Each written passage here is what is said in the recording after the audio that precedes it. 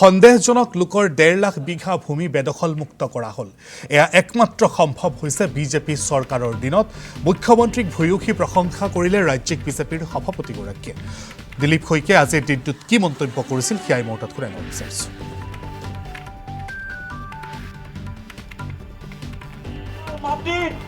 আমাৰ খিলঞ্জীয়া প্ৰকৃত মূলৰ ভাৰতীয় লোকক সংখ্যালঘুত পৰিণত কৰাৰ বাবে জিন্নাৰ যি সপোন আছিল, হাজকে লিয়া পাকিস্তান লড়কে লেংগে হিন্দুস্তান, এই সপোনক আমি সকলোৱে মিলি অসমবাসীয়ে বানচাল কৰিব লাগিব।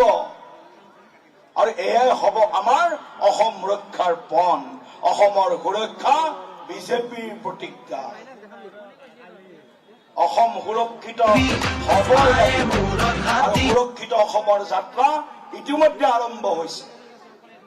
১.৫ লাখতকৈ অধিক বিঘা ভূমি আজি সন্দেহযুক্ত বাংলাদেশীৰ হাতৰ পৰা, কবলৰ পৰা মুকলি কৰিব যদি কোনোবা চৰকাৰে পাৰিছে, কোনোবা মুখ্যমন্ত্ৰীয়ে পাৰিছে, সেই চৰকাৰ হৈছে বিজেপিৰ নেতৃত্বৰ NDA চৰকাৰ। সেইজন মুখ্যমন্ত্ৰী হৈছে অসমৰ সৰ্বকালৰ সৰ্বশ্ৰেষ্ঠ মুখ্যমন্ত্ৰী ডক্টৰ হিমন্ত বিশ্ব শৰ্মা ডাঙৰীয়া।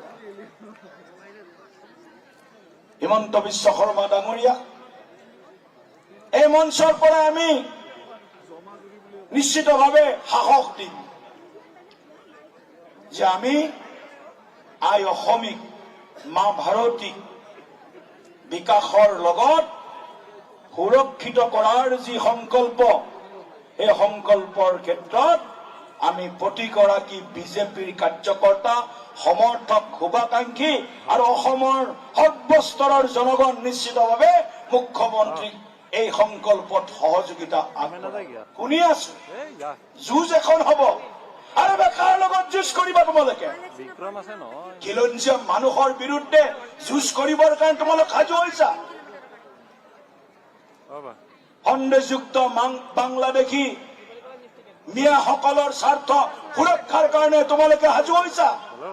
আৰু সন্দেহযুক্ত মিয়া বাংলাদেশীৰ আশীৰ্বাদ লৈ তুষ্টিকৰণৰ ৰাজনীতিৰে, ভোট বেংকৰ ৰাজনীতিৰে তোমালোকে খিলঞ্জীয়া মানুহৰ বিৰুদ্ধে যুদ্ধ কৰিবলৈ ওলাইছা। সময় আছে বুজি পোৱা, সময় আছে বুজি লোৱা।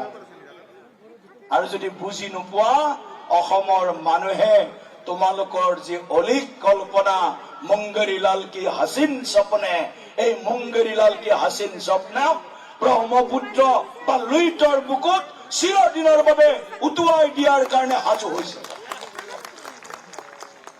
আমি কোনো বাংলাদেশীৰ হৈ দালালি কৰা, পাকিস্তানৰ হৈ দালালি কৰা, পাকিস্তানৰ এজেণ্ট হৈ কাম কৰা আমাৰ কোনো ইতিহাস নাই।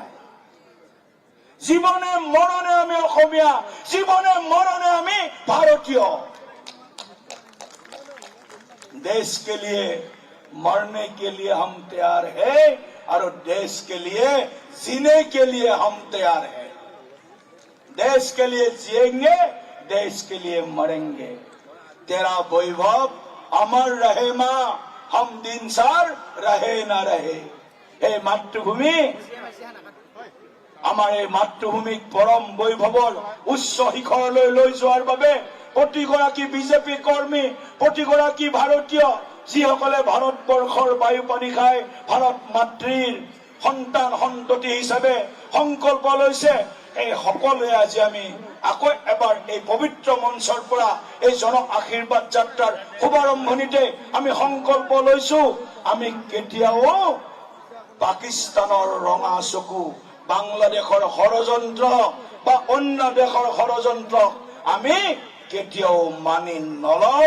আৰু সেই ষড়যন্ত্ৰক আমি মুহূৰ্তৰ জবাব দিবৰ কাৰণে, সেই ষড়যন্ত্ৰক প্ৰত্যুত্তৰ দিয়াৰ কাৰণে প্ৰতিগৰাকী ভাৰতীয় জনতা পাৰ্টীৰ কাৰ্যকৰ্তা